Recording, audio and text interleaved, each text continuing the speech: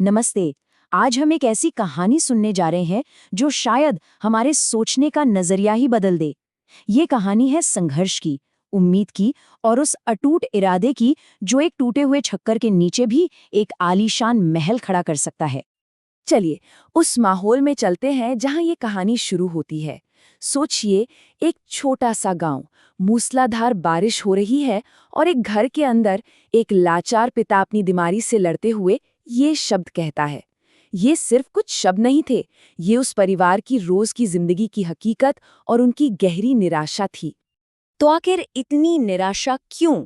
वजह थी गरीबी, एक ऐसी सच्चाई जो सूरज और उसके परिवार के साथ साए की तरह रहती थी। चलिए, उनकी इस दुनिया को और करीब से देखते हैं। रामपुर गांव के एक छोर पर उनका घर था, या यूं कहें कि मिट्टी की 4 दीवारों से बना एक ढांचा। ये उनकी जिंदगी की तरह ही था, जो मौसम के हर थपेड़े के साथ कमजोर होता जा रहा था। और इस घर की छत, वो तो बस नाम की थी, फूस की बनी हुई, जो हर बारिश में टपकती थी। सूरज की मां रधिया पूरी पूरी रात जागकर जमीन पर बर्तन रखती थी ताकि पानी को इकट्ठा किया जा सके। उस घर में कोई कोना सूखा नहीं बचता था। और इसी माहौल में सूरज बड़ा हो रहा था। उसके पास स्कूल जाने के लिए सिर्फ एक ही पुरानी घिसी हुई शर्ट थी। गांव वाले भी उसे अक्सर ताना मारते थे, कहते थे, अरे पढ़ाई लिखाई में क्या रखा है, खेतों में काम कर 2 पैसे कमाएगा। लेकिन इतनी मुश्किलों और तानों के बीच भी उस घर में एक बेशकीमती खजाना था। वो थीं सूरज की किताबें और उसकी माँ। वो बारिश की बूंदों से अपने बच्चों से ज्यादा उन किताबों को बचाती थीं, क्योंकि वो जानती थीं कि यही उनकी असली दौलत है। परिवार किसी तरह गुजारा कर रहा था, लेकिन उन्हें अंदाजा नहीं था कि उनकी जिंदगी का सबसे मुश्किल दौर अब शुरू होने वाला था। हुआ ये कि सूरज के पिता बिरजू टीबी की वजह से बहुत ज्यादा बीमार पड़ गए। डॉक्टरों ने कहा ऑपरेशन करना पड़ेगा और खर्चा आएगा 50,000 रुपए। 50,000 ये एक ऐसी रकम थी जिसके बारे में वो परिवार सपने में भी नहीं सोच सकता था। मदद की कोई उम्मीद नहीं थी, तो रदिया गांव के जमींदार के पास पहुंची। लेकिन जमींदार ने उसके सामने एक ऐसी क्रूर शर्त रख दी जिसे सुनकर किसी का भी दिल कांप जाए। उसने कहा, या तो अपने बेटे का भविष्य कुर्बान कर दो और उसकी पढ़ाई छुड़वा दो, या फिर अपने पति को मरता हुआ देखो। उस रात उस घर में एक अजीब सी खामोशी थी। अपनी माँ की बेबसी देखकर सूरज ने वो फैसला ले लिया जो कोई बच्चा नहीं लेना चाहता। उसने चुपचाप अपनी सारी किताबें उठाई, अपने सपनों को एक पोटली में बांधा और उसे संदूक में बंद कर दिया। सूरज ने स्कूल जाना तो छोड़ दिया, लेकिन उसने अपने सपने को नहीं छोड़ा। वो सपना अब एक चिंगारी बन चुका था, जो अंधेरे से लड़ने के लिए तैयार थी। अगले 2 साल सूरज की जिंदगी का सबसे कड़ा इम्तिहान थे।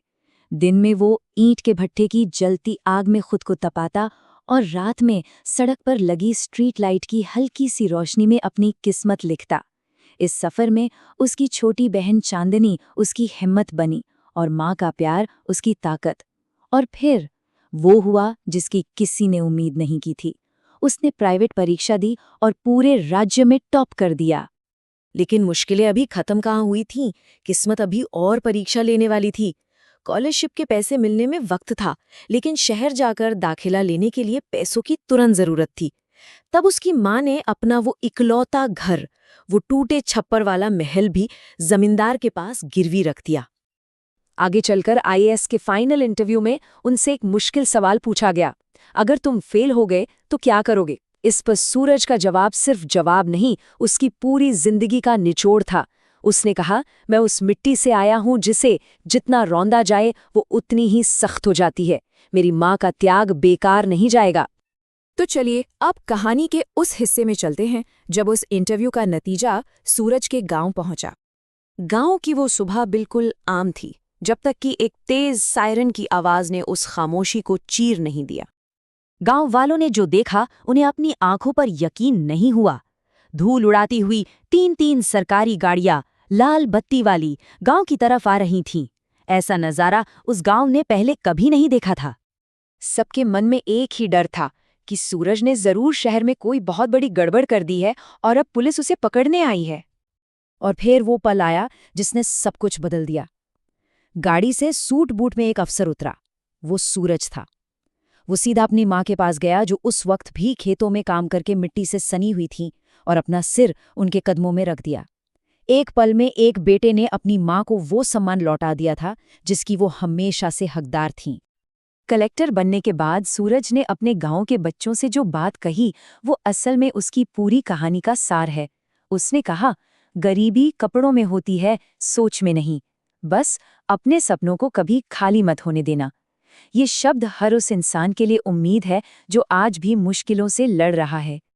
तो सूरज की ये कहानी हमारे लिए एक सवाल छोड़ जाती है कि टूटी हुई छतों से आखिर कैसे कैसे महल बनाए जा सकते हैं।